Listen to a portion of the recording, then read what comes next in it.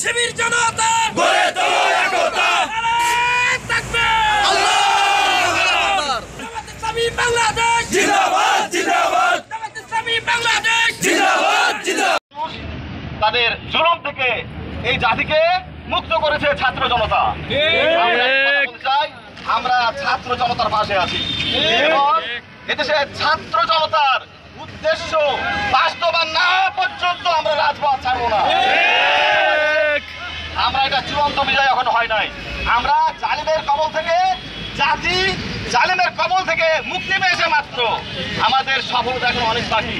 যেদিন এদেশে শান্তি প্রতিষ্ঠিত হবে, গণতন্ত্র প্রতিষ্ঠিত হবে, এদেশের মানুষ আরামে ঘুমাতে পারবে, আরামে দুমুঠো খেতে পারবে, দেশের শান্তি শৃঙ্খলা ফিরে আসবে এবং কালেমার পতাকা উড্ডীন হবে এবং কালেমার পতাকা উড্ডীনের মাধ্যমে রাশিদের রাষ্ট্র কায়েম হবে।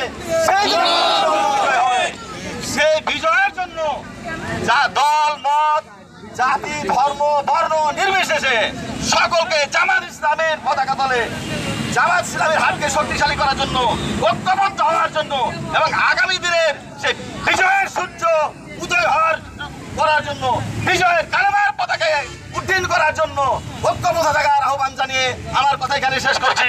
আসসালামু আলাইকুম ওয়া রাহমাতুল্লাহি ওয়া বারাকাতুহু।